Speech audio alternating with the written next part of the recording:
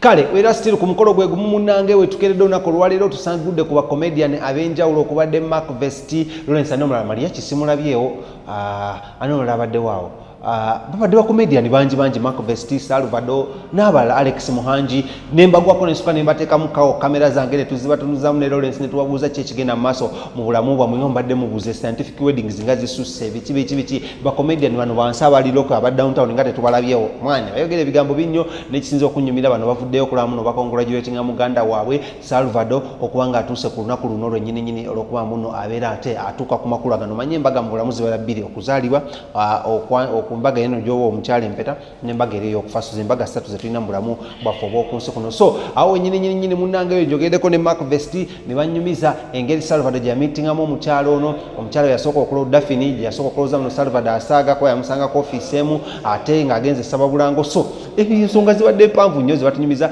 ne mbagamba omukolo gwa Salvador musondere oba si musondere awo ALEXMUHANGI aseseewo busesi ne ngamba ALEXMUHANGI ki ekigenda mu maaso mu bulamu bwo nga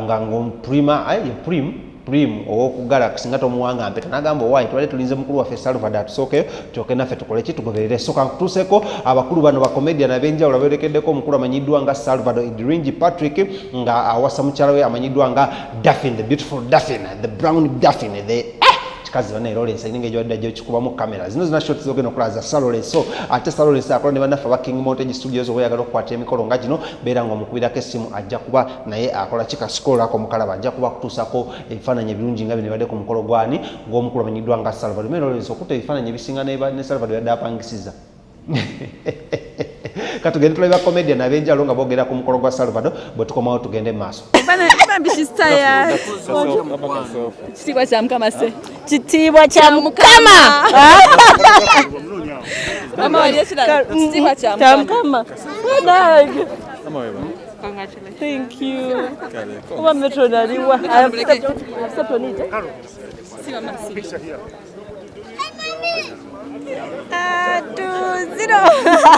Come. Me, come on. Come and take people to so what? Sorry. I don't know. Not capturing. Hey, I'm going to capture all of it.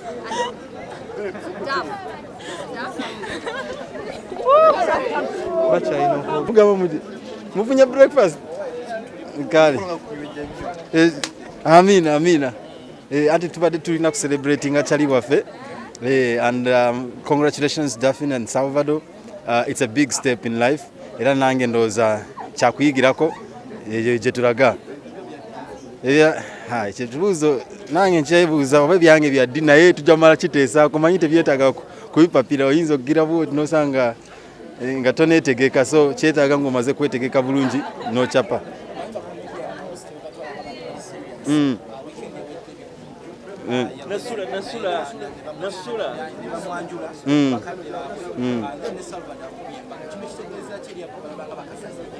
No, isi waliwo emirimu kiringa mmwe bwetuga nti mwe muli ba journalists naye ate waliwo n'obulamu kati bwe wavudde ku stage okomawo mu bulamu bwo so kati this is a norm omuntu at some level olina okuleeta omwagalo waawo mwewase mubeere ekimu okitegeera ebyo byanjawulo ne ku stage they're a bit different so we are celebrating Salvador and he has made a big step so I'm sure every comedian who has not done this naye kati jatunudde so it's a way of living.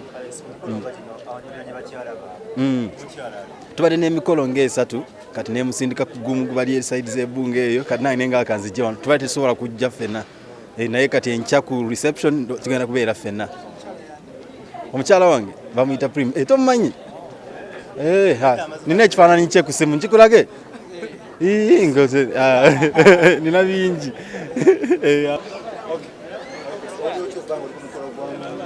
mpulira bulungi nnyo muganda wange mukulu wange muntu wange blood wange.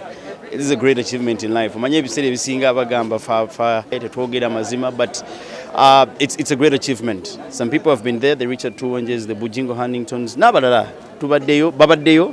So it's a big day not only for Salvador but for all of us. Kitegeeza nti tuli responsible enough we respect family, the institution of family.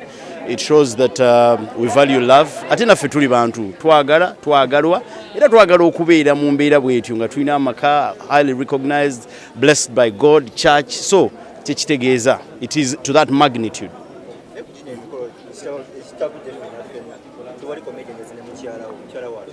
Mukyala wange wali mu Nairobi da tuli mifaananyi uyo wali omulengera ali awo wali ali business mayo babadde akwasaganya beki but nze kunaku bweziti kuba nange ndi mu pipeline mbeera nga nnyo naye ne mugamba nti ako kanyumye tujja kukola mu bwe tuti nti kano kayise.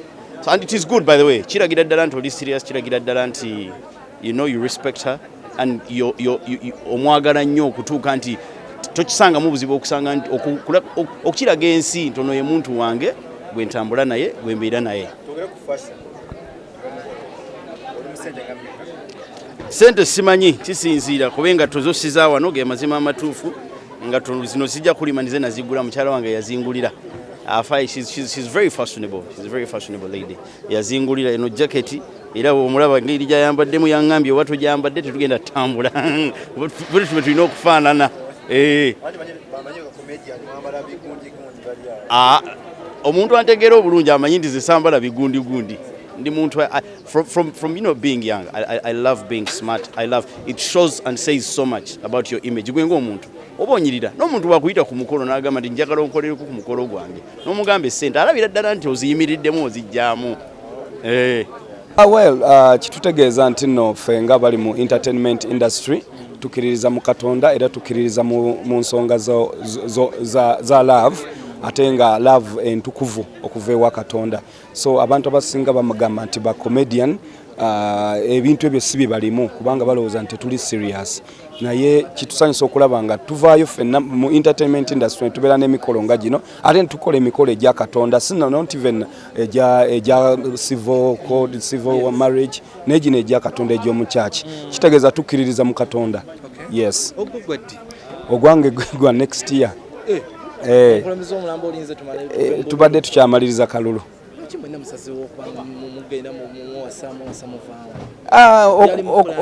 Okuwasa eba ndagaano ene mukyala wo muba ne program n'omanya nti no mu kiseera kino nga tutuuse ku kino tugenda kubanga kwegamba tekubeera kuwalirizibwa muntu yenna teba pressure nti no bane bwe mutawasa bwe muti naye kuba kusalawo gwe ne mukyala wo n'ogamba nti kakati kiseera kituuse tutukuze obufumbo bwaffe tubeerenga tuli married. Ababala banga bakazanyikirizi nga taking a serious.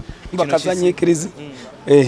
Kino kifaananyi kike musize eri ababala bakazanyikirizi. Mwana abantu ekintu ekyo kyova sikyagana kiwulira ekigambo ky'abakazanyikirizi kiruma. Abakazanyikirizi kigambo kiri fane nnyo. Abasanyusa. Message nnungi nnyo eri abalabanga abasanyusa abatalina nnyo makulu.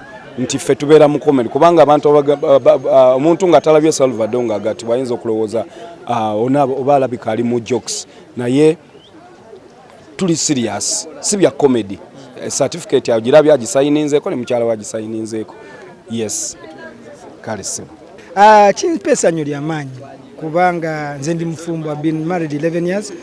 Kati wendaba abasajja nga baneegattako kuba tulina twaga kuchenyiga rhetoric. We are very serious people in society. Society ina tulabanga bakazanyirizi bana people who are failures. We are not failures in life. We are very serious people. Abasomye because Salvador is naninji ni Mumanyi fena tusomye. So this is the image everyone should take us for. Tiwade tuba tukola comedy.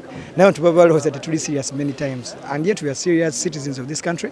But I'm happy to see my guys join. Iran nabalala mbasaba batana abayina abachala ba madrati ya sigade kati manyi banji nyo chiko at least ya formalizing amu ya kati tubere because abachala muganda life we bera you need support, you need the structure.